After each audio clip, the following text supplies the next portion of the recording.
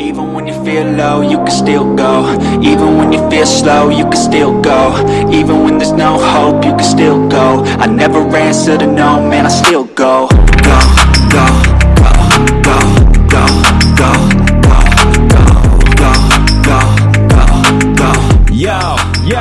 go. Yo, what's going on, ladies and gentlemen, boys and girls, children of all ages? It's your hostess with the mostest. It's PKR, Pastor Keenan Riley, back with another episode of People Suck, Love 'Em Anyways, preaching to the choir. What's up, Nick? Oh, not much. Hey, it's been another week off, so that's what we're doing. We're being very inconsistent, which we talk about being consistent quite a bit. Don't say we, okay? Yeah, don't say we. Hey, we missed last week because of you, so I don't know. It wasn't because of me. I'm going to blame it on my mother-in-law. She just had to have family in Ohio. Just remember, if you have three fingers pointing out, there's always one pointing back. That's why I point with all five. Or all 10, I guess. I totally messed that up, by the way, too. If you have one finger pointing out, you've got three pointing back at you. So I totally flipped it, but it's okay. You were picking up what I was putting down, so it's all good. But yeah, man, thankful to be back. Thankful to have another episode. Hopefully, we're back in the groove now, man, and we could get back to the weekly drops and things like that. So we don't have anything going on for the foreseeable future, hopefully. Foreseeable keyword. Yeah, right, like tomorrow. But thank you so much again to the people who listen every week, who download. Thankful to the 40-some-odd countries. Thankful to the almost 40 states now, I think. Close to 36-ish. So, man, we are so thankful to be in just different territories of the world talking about Jesus, man. It's a very cool thing, very humbling thing. And we're just thankful to be a part of it, or I am. You can speak for yourself, but I am thankful and grateful and humbled. How do you feel? Anyway, so the bar was set pretty high there. But pick words that can match that, bro. I know I got to sit here and be all smart. But no, it's been great. Just again, we talk all the time about how we could have been the people out here who aren't reaching anybody, talking to anybody, doing anything, but here we are, and God has granted us a platform and an ability to speak to people in other countries, other states that we'll probably never meet, and that we have never met. And it's pretty awesome. Again, just to be able to reach people. Because not a lot of people can say that. I think they talk a lot of times about how most podcasts don't make it past episode 10. And we. Is that true? I think so. I'm pretty sure that's pretty true. I can't remember the exact statistics. That's why I don't want to butcher it. But right. Yeah, most podcasts don't make it that far. Here we are. I think almost 120 episodes in. Yeah. We're in 40 something, almost 50 countries. We're in almost 40 states here in America, and so it's pretty awesome. We have weekly downloads in India, and it's a crazy thing to think about. And we're very grateful. We're humbled by the fact that we're such a small. Here we are, two guys in Hodgenville, Kentucky, in the United States of America, and we're reaching people. It really just puts the life into, I guess, context, into perspective. To say we're just a small speck in this world, and we're reaching even more. But if we all come together, it makes a louder noise. I guess is what I'm trying to say. The Bible is very clear in saying that anything is possible through God, and it's crazy to think that Scripture's true, huh? It's crazy to think, that that the words that are written on there is true. But going back to what you were saying about being those people who can do something with this and be something with this and take this to the next level.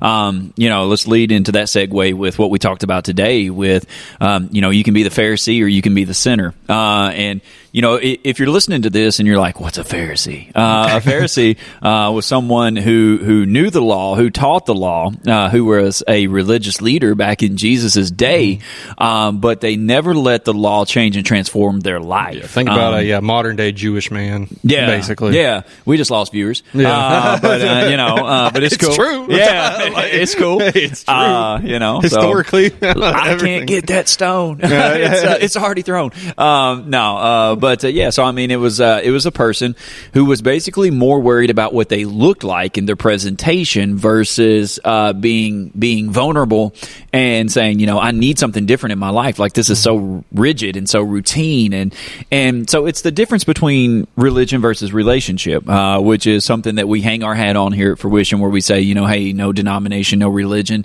just Jesus. It's about that relationship that you have with Jesus. And today we went from Luke chapter 7, and there was a point in a time where a Pharisee had invited Jesus over for dinner. sinner. And as I said today, man, Jesus, he's a boss. He's a savage.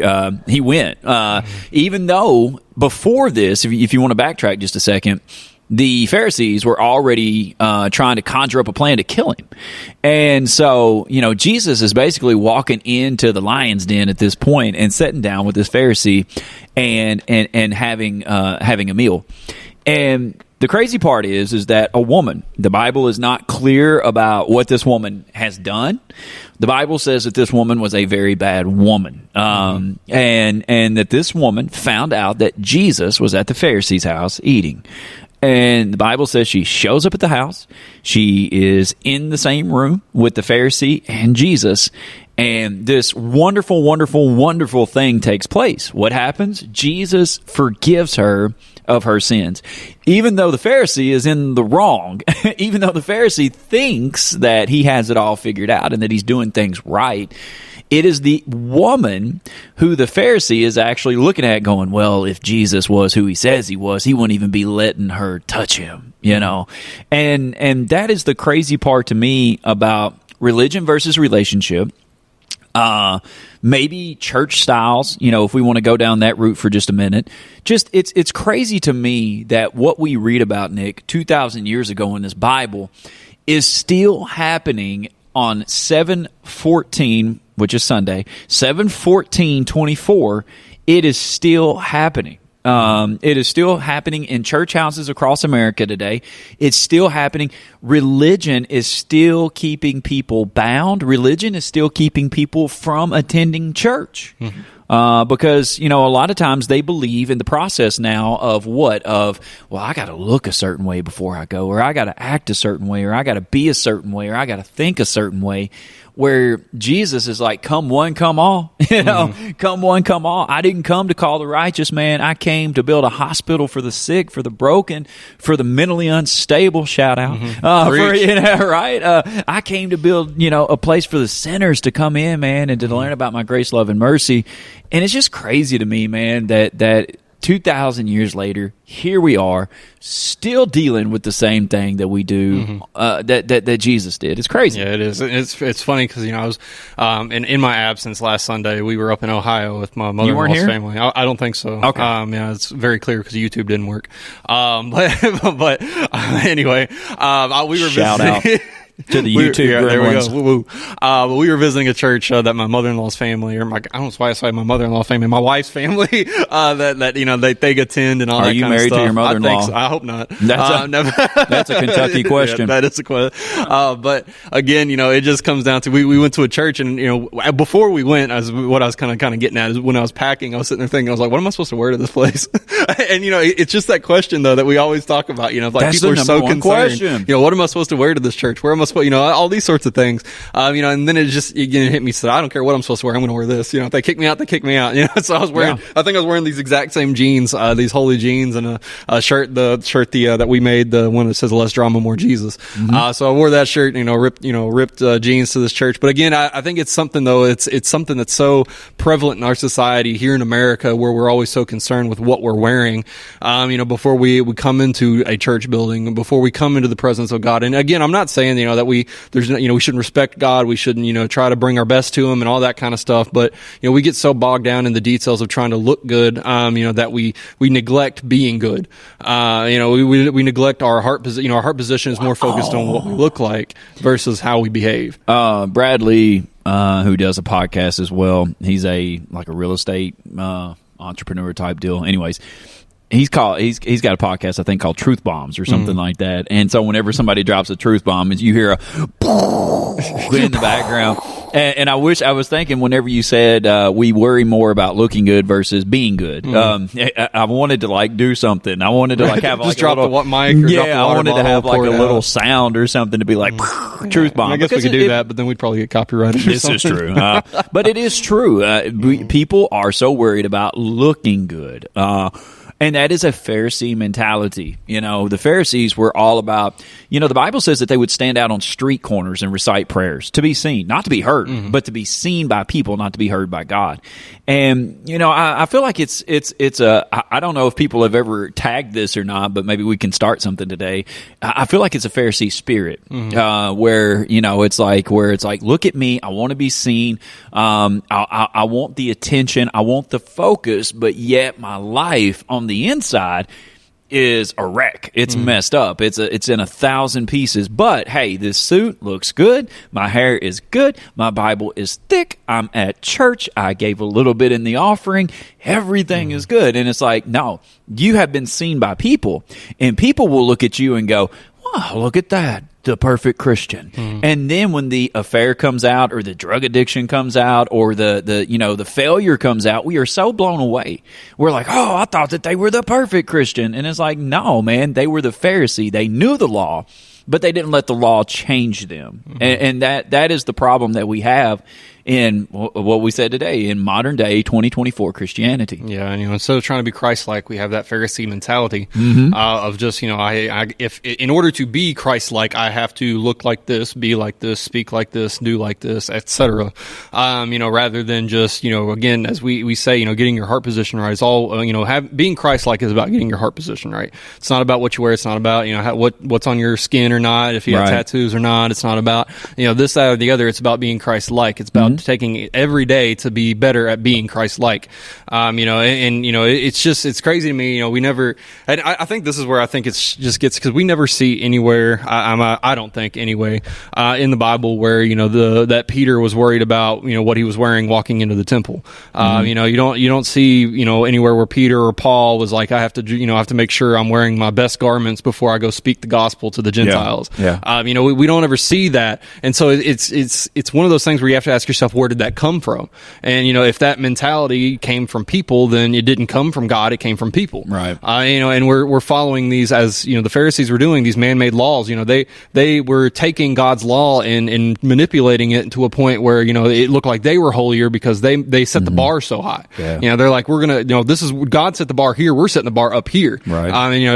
This is what God expects of you, but this is what, if you really want to be holy, this is what we expect of you. And I think that's a very dangerous precedent that's been set thousands of years ago. Again, as we see here with these Pharisees, and we have modern day Christians with that Pharisee mentality of, just like, hey, this is where the bar is supposed to be. God requests this much from you to come to God, but then you got to get up here. Right. You can enter in down here on the ground floor, but then you got to look up here. Then you got to keep working and striving. And it's not even a working and striving. It's more of a looking. You have to look a certain way. I don't care how much effort or work you put in, or how big of a mess your life is. As long as you look the part, that's what it's all about. And I mean, and we live, I think the reason why we see it more here is because we live in the Bible Belt. Like we live in the Bible Belt of the United States. Like we are southern United States, man. And it's like, who cares about if you're having 17 affairs? Who cares about if you've got 37 credit cards? Who cares if you're, if you're addicting to whatever, or you're an addict to whatever? Like, who cares? It's like, you come to church. Oh, hey, fantastic. You came to church. You know what I'm saying? Like, you got that really thick. Oh, you sat on the second row behind the Johnsons. Fantastic. And we're dealing with this mentality again. And to me, a spiritual type situation where I don't know if it's a check mark where it's like, oh, hey man, like this family looks like they've got it together, or this person looks like they're doing great. And it's like, I don't know if we come to church to want to be left alone. And be like, hey, I came to church today. I listened to the message. Everything was good. I'm good. Leave me alone. Now I'm good to go. And that is that Pharisee mentality where it's like, I'm listening, but I'm not applying. I'm listening, but I'm not letting it change and transform. I'm listening, but I'm not letting it sink in. And the problem with that is that you're going to be so performance based that your feelings and your emotions are going to be tied, and this is a lot of what I struggled with before I went on my fast was was that my feelings and my emotions were tied to, as I said, thumbs up, which is Facebook, hearts, things like that, follows, comments, situations like that. It was performance based. And the problem with being performance based is that your emotions are going to become tied to that. So you're constantly going to want to have people looking at you, validating. Well, the problem with that is, Nick, is that we want people to look at us, but only in a positive light. And so whenever people don't look at us in a positive light and they start kind of going against the grain, which is what Jesus was doing. He was going into the temple, uprooting religious services, casting out demons, running out change collectors, tax collectors, like he was messing up some stuff. And now he's looking at people in a negative light. He's looking at the Pharisees and bringing a negative light to the Pharisees. And so that's the reason why they're trying to conjure up a plan to kill him, because he's now raining on their parade. And that's the problem with performance-based mentality, is that I'm always going to try to look the part, but I'm not living the part. And we set ourselves up for disaster in that regards, because we're never, ever, ever going to always look the part. That's the thing about it. That's why we have grace, love, mercy, forgiveness, all of this good stuff we talk about, because we're never going to live up to the part. And I know yesterday you were probably thinking I was like just out on a cloud floating out, and I texted Nick yesterday, and we were talking. I told him I was in the gym, and I said I was in here chasing ghosts and things like that. And he's like, "What ghost are you chasing?" And it's like, no, not paranormally. I was like, I'm chasing a better me. The thing about that is that I will never be perfect. I will never arrive. I will never be high up on that platform type situation. So I'm always just trying to chase a better me that will never arrive. And with that mentality, it's like, you know what? I'm still going to keep working on myself every day. I'm still going to keep working on myself, man. There's been so much, and I know I'm getting here, there, everywhere, but there's been so much that I've listened to over the last little bit of just through different podcasts. I listened to a brain doctor just a couple of weeks back, maybe last week, something like that, man, that was talking about the psychological part of ministry, and and how we neglect, it's so cliche, and I'm not talking like, oh, you need to have this type of faith and this type of faith and this type of faith, but it's so cliche, Nick, to look at somebody and go, you're not praying hard enough. That's the reason why God's not answering. Or hey, just keep praying. Or hey, and it's like, we have so much, man, going on between our ears. That we're not transforming our way of thinking. We've got old processes, and we're trying to get new promises, and it's not working. And it's like, why is it not working for?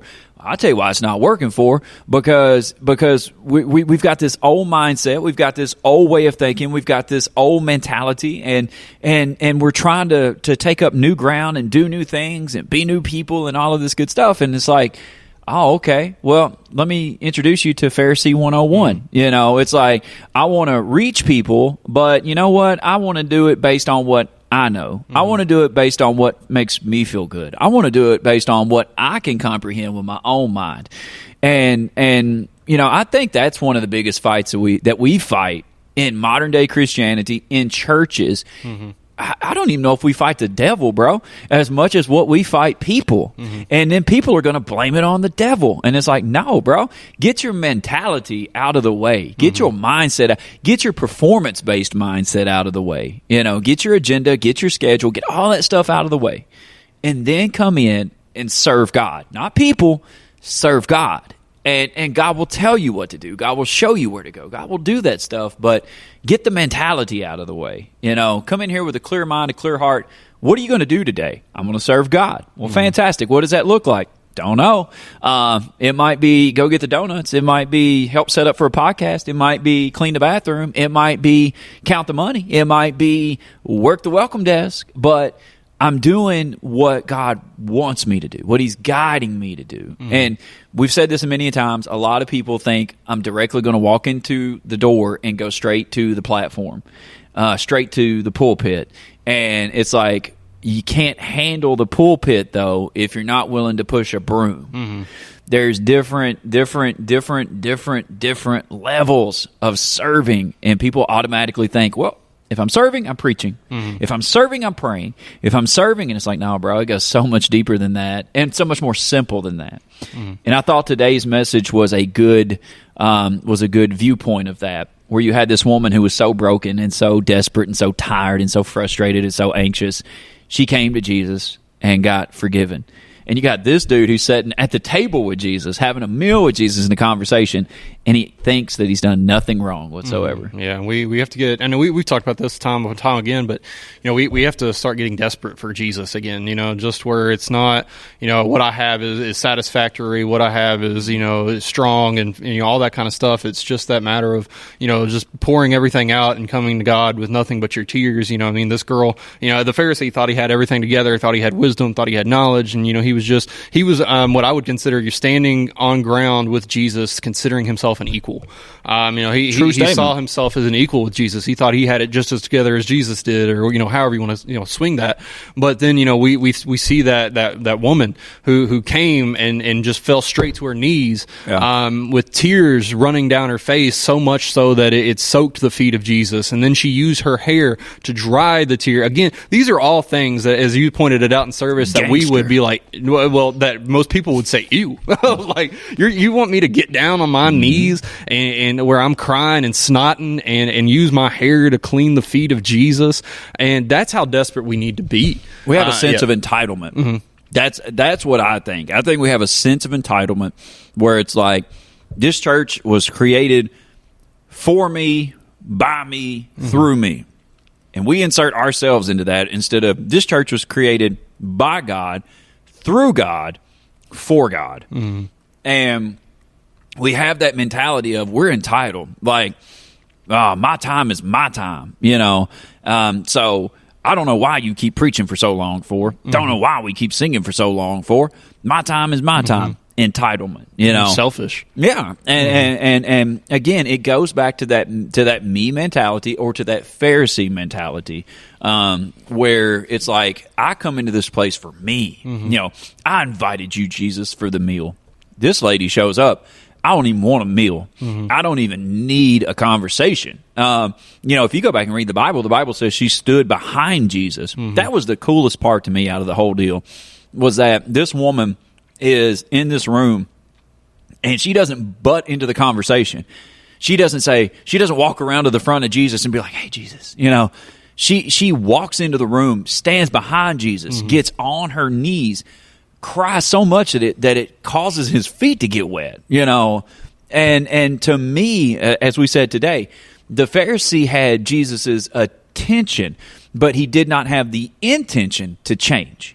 And that's where I feel like we are as churches, where it's like, we have Jesus's attention.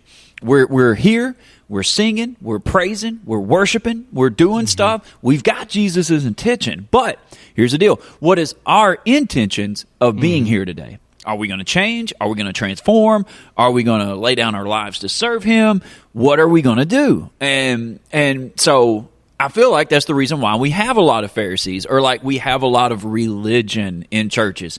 Don't have relationship. We got religion, where it's like, I came in, I sat down, I looked good, I left. I came in, I sat down, I looked good, and I left.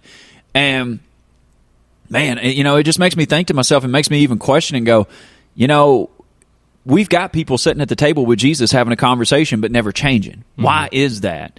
And to me, it's because, again, we talked about today, our heart placement and our mentality is not where it needs to be. We're serving us, not him. Yeah, and selfishness is one of the biggest downfalls to modern Christians. We want, again, if the church doesn't sing the songs I want, if the preacher doesn't say the words I want. I was about to drop the consumer mentality before I got choked on my donut. But yeah, and we talked about that. I think there's an episode like consumer versus parasite or something like that. We talked about that with Christians, and or comparing consumer Christians to parasitic Christians, where they're just coming to take and take and take and take and take, and they're never giving or pouring anything in. They're never adding value. They're just taking from other people. because again, I don't care how or which way you want to say it. You are, most Christians that walk into a church building, most people that are walking around America or the world are selfish. They struggle with selfishness. They want things to be done for them the way they want it done, how they want it done, when they want it done, and that's very, very selfish. They think that they know better. I think back to, I was telling the youth the other night about some of the Israelites who rose up against Moses and Aaron and said, "You guys don't know what you're doing. We're going to do this. We're going to take control." Because they were waiting in the wilderness for 40 years. They were like, God, and they were saying Moses and Aaron don't know what they're doing, but what they were really saying is that God doesn't know what he's doing. And they wanted to take the reins. They wanted to take control. They wanted to make sure that, if you come into this church, you're going to look this way, talk this way, believe this way, pray this way, sign up to this roster, serve on this team, this, that, and the other, rather than, again, allowing God to transform people's lives and be humble and vulnerable enough. If you were sitting in this, if you're sitting in a pew on a Sunday and you're unwilling to stand up, come up to this altar, even though God is telling you to, that is selfishness, because you're worried about how you look, not what God can do in you, or not even because we've talked about this before. If somebody comes up to this altar that's never come before, that may free somebody else up to come up to this altar. They're like, God, if so-and-so can make it up there, I can make it up there. And so we have to get over this selfishness. We have to start doing and behaving in a way that is going to bring more people to Jesus rather than serve ourselves, which is what we're so guilty of doing time after time, week after week, month after month, year after year, is constantly be worrying about me, how I look, what I get, what I receive. With the social media thing, I'm guilty of that just as much as you have been. Just be aware, if I post something, if I don't get enough likes, or if I don't get enough heart reactions, or if I don't get enough laugh reactions, or whatever else it is, then I'm like, well, screw them. It's just like, obviously they don't get it. Or obviously, but and that's something that we need to, we try and we work to let go of. And because again, it's not about us when we walk in here. We're not coming into church on a Sunday to, I guess we could say it this way. We're guilty of coming to church, wanting to get poured into rather than looking for someone to pour into. We always want to get served. We always want to get handed things. We always want that blessing, but we're coming to God for the wrong reasons. We're coming to God with the wrong heart position. We should come to God. I think back to that song, help me want the giver more than the giving. Help me, and help me want the healer more than the healing. This is about God. This isn't about us. It's not about our problems. It's not about our anxieties, our fears, our frustrations. God already knows those things, just like with the woman we've been talking about. God, the lady didn't have to tell God or Jesus how bad she's been. She didn't have to say every sin she's ever committed. Jesus knew her heart. Jesus knew what she was, and Jesus knew what she's done. And, we the same way. We shouldn't have to come up to this altar and always bring every single need, every single want, every single desire to God. He already knows those things. What he wants is you. He wants your heart. He wants your willingness, your obedience, your servanthood. And we need to get better about, again, as you said, today during service, we need to get better about, stop bringing everything to God and treating him like a genie, and just being humble enough to stand or to sit or kneel at his feet and ask God, what can I do? And say, here I am, use me. And we're not talking performance based. We're not talking like, again, those, if I bring this and if I do this, then I'll be okay. It's like, no, bring yourself. Bring yourself. Like this woman brought herself. She brought a little bottle of perfume with her, and that was it. Like she brought that, and that was it. Like she used her tears, she used her hair, she used her lips. Like she used what God had blessed her with, and that is what brought the worship, and that is what brought the heart position. And again, hey, Jesus, I don't need your attention. I don't need your focus. I don't need, I just want to be in your presence. I just want to be in the same room as you. And I can worship like that, and I can get down like that, and I can be healed like that. And at the right opportune time, Jesus transformed the conversation from between him and a Pharisee to, hey, young lady, I've noticed you this whole time you were here. You didn't need to know that I knew you were here. No. You were just happy that I was here. You were happy that I was in the room. You made it to where you needed to be. And now let me address you. You're going to be healed. You're going to be delivered. You're going to be set free. You're going to be forgiven in the name of Jesus. Now go, and it's like at that moment in time, man, like it makes you realize, it makes you understand that the presence of Jesus is where we need to be. You know, it's not about a focus, it's not about an intention, it's not about it's in the presence of Jesus. If the presence of Jesus is there, be thankful, be grateful, but be in it. Be in it, you know, and be a part of it. Not to come to say, hey, I came with 37 needs today. You know, here's my needs. Newsflash, he already knows your needs. He already knows your struggles. He knows the desires of your hearts. He knows the number of hair on your heads. So there's no need to wear him out for another 37 minutes over about what's going on in your life. Come and what do we say today? Once you give what you have, you forget about what you need. That is a mind-blowing experience. Instead of being up here praying like, Lord, oh God, I need this, and I'm I need this, and I'm struggling with this. Hey, what do you have? Oh, you have tears? Hey, cry 'em. Oh, you have lips? Use them. Hey, you have hair? Dry it. Hey, you have a shirt? Give it to somebody. Hey, like, it's all of these things that God has blessed us with, and we're out here going, I need more, I need more, I need more, I need more, I need more. Let's give what we have. And once we give what we have in the presence of Jesus, man, I tell you what, there's going to be a lot of stuff set free, man. I'm done. I'm out. What else you got? No, I mean, I think we need to be so busy serving that we don't have time to complain, or even that we forget to complain. There we go. I think we need to get so busy. And I know everybody's got schedules. Again, selfish. You know, if someone comes to you, you know, if we're up here on this stage, or if we're speaking through you to a podcast or the video or whatever else, and we're saying serve, and your first reaction is to make an excuse, you're being selfish. Yeah. And I mean, I'd be blunt and 100% honest with you, you're being selfish. You know, if you immediately make an excuse, you're being selfish. You know, if we need to be so busy serving, so busy giving, so busy, you know, whatever God has called you to do, we need to be so busy at that we forget to complain. We forget to bring our needs to God because He's already taken care of them. True. And I think that's where we need to be as Christians. And I think back, my last thing I want to bring up is just where during service today, when you were on your knees, turned around facing the back screen and stuff back here, you know, and you said, you know, when you're down on your knees in front of Jesus and you're looking at His feet, you can't see anything behind you. You don't know who's going to the bathroom. You don't know who's raising their hands or not. You don't know who's crying. You don't know who's getting ready to leave. You don't know who's gathering their things. You don't know who's ordering pizza or on their phone or on Facebook. You're only worried about Jesus. You're only worried about being at His feet and being in His presence. And, you know, until we as a church, until we as Christians get to that point, we are never going to experience unity. We're never going to move forward or make progress towards what God wants for us to do, because we're too worried about everybody else. We're too worried about what somebody else is doing, what somebody else thinks of us. You know, and I used to be in that position. I used to be in that point where, you know, I was worried if I was in a church service and I raised my hand what somebody was going to think of me, and that wasn't God, that was Satan. You know, I was worried about what other people thought, but again, that's not God. And so now I stand over here, you know, in my corner behind this camera over here during service, and I'm praising God, and I see myself where no one else in this room, you know, I close my eyes and I put myself in a moment, in a situation where there's nobody else in this room, because at that moment, nobody else in this room matters. It is between me and God, and I'm worshiping Him. I don't care what anybody else is doing, who's making noise, who's moving. You know, sometimes Keenan has to like smack me to shake my hand or something, because I'm in the moment worshiping God. True. Yeah. And, you know, I think that's one of those things that we need to get to that point, because these people around you, their opinions, their thoughts, their ideas, they don't matter. What matters is you being obedient and serving and worshiping Jesus. Absolutely. Let's end it on that, man. A little short episode today. Why? Because we got plans. So that's why. But we did not want to drop it. We didn't want to go another week without dropping an episode. So it's like, hey, we could do this, man. We could knock this out quick. We could stay on point. And I think we did a pretty good job, you know. But, you know, last but not least, man, be the sinner, not the Pharisee. Be the sinner. Be the person who knows. You'll never hear another pastor say that. Be I a sinner. know, right? Yeah, absolutely. Well, you probably hear a lot of stuff here that you won't hear other places. Be the sinner, man, not the Pharisee. Be the person who knows they're jacked up, who knows they're messed up, who knows they need Jesus, and come with a humble heart, pursue Him, and see what He wants to do in your life. We thank you so much for tuning in. We thank you so much for being a part of this. Again, hit that download button, tell a friend, tell a family member, and hey, man, let's just keep on taking up territory, whether it be in other countries or other states. Let's keep doing it. We love you until we see you again. Be blessed. Even when you feel low, you can still go. Even when you feel slow, you can still go.